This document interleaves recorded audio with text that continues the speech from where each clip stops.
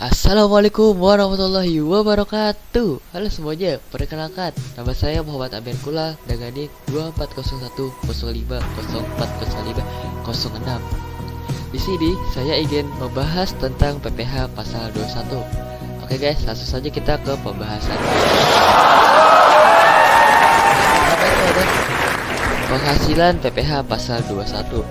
Menurut Undang-Undang Nomor 7 Tahun 1983 tentang pajak penghasilan yang telah beberapa kali diubah, terakhir dengan Undang-Undang Nomor 7 Tahun 2021 tentang harmonisasi peraturan perpajakan. PPh pasal 21 adalah pajak atas penghasilan berupa gaji, upah, honorarium, tunjangan, dan pembayaran lain dengan nama apapun sehubungan dengan pekerjaan, jabatan, atau jasa yang diterima oleh orang pribadi dalam negeri. Selanjutnya itu ada orang yang terkena PPh pasal 21. Yang pertama itu ada pegawai tetap seperti karyawan, perusahaan, atau ASN. Yang kedua, pegawai tidak tetap seperti tenaga lepas, tenaga harian, atau tenaga kontrak. Yang ketiga itu ada bukan pegawai seperti pembicara seminar, panitia kegiatan, atau konsultan. Yang keempat itu ada penerima pensiun seperti mantan pegawai yang menerima uang pensiun setiap bulan.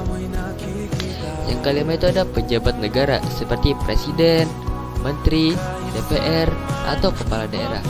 Lanjut saja kita ke pihak pemotong PPh pasal 21. Yang pertama itu ada pemberi kerja. Misalnya seperti perusahaan swasta, BUMN, atau lembaga pemerintah.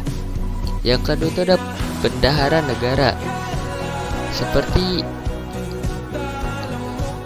bendahara pemerintah untuk pegawai negeri atau tenaga kontrak.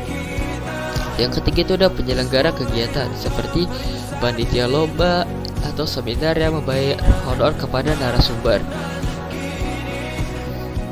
Oke, selanjutnya ada objek-objek PPh pasal 21. Yang pertama itu ada gaji dan upah bulanan. Yang kedua, tunjangan seperti transport, jabatan, makan, dan lain-lain. Yang ketiga ada uang lembur. Yang keempat ada bonus atau THR. Yang kelima ada pesangon. Yang keenam uang pensiun. Yang tujuh honorarium atau komisi. Selanjutnya itu ada penghasilan yang tidak dikenai PPh pasal 21. Yang pertama itu iuran pensiun yang dibayar oleh pegawai ke dana pensiun yang disahkan OJK. Yang kedua itu ada zakat atau sumbangan yang disumbangkan ke lembaga amil zakat yang resmi. Yang ketiga itu ada natura atau kenikmatan tertentu yang diberikan perusahaan seperti fasilitas makan siang di kantor. Selanjutnya itu ada dasar-dasar hukum dan ketentuan hukum dan ketentuan PPh pasal 21. Yang pertama itu ada Undang-Undang Nomor 7 Tahun 1983 tentang pajak penghasilan dan perubahannya. Selanjutnya itu ada Peraturan Menteri Keuangan Nomor 66/PMK-03/2023 tentang pemotongan PPh pasal 21 dan 26.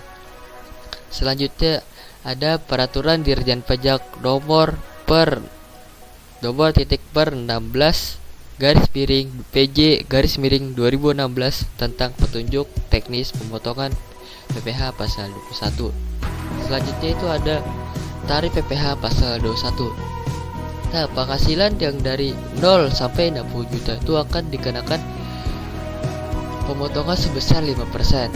Dan ada juga ya dari 60 juta sampai 250 juta itu akan dikenakan potongan sebesar 15%. Dari 250 juta sampai 500 juta akan dikenakan potongan sebesar 25%. Dari 500 juta sampai 5 miliar akan dikenakan sebesar 30%.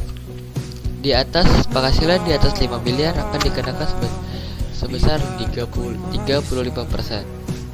Selanjutnya itu ada manfaat dan tujuan PPh pasal 21. Yang pertama itu ada menjadi sumber utama pendapatan negara untuk pembangunan. Yang kedua, mendorong kesadaran pajak masyarakat. Yang ketiga, menciptakan keadilan sosial karena pajak dipungut berdasarkan kemampuan. Yang keempat, membantu pembiayaan layanan publik seperti pendidikan, kesehatan, dan infrastruktur. Yang adapun tantangan dalam penerapan PPh pasal 21. Yang pertama itu ada banyak pekerja yang belum paham cara menghitung pajaknya. Yang kedua, masih ada perusahaan yang tidak melaporkan atau salah memotong. Yang ketiga, kesadaran pajak masih perlu ditingkatkan. Dan sekian itu saja penjelasan materi tentang PPh pasal 21 dari saya. Terima kasih. Dan satu guys, jangan lupa bayar pajak ya. Oke guys, bye bye.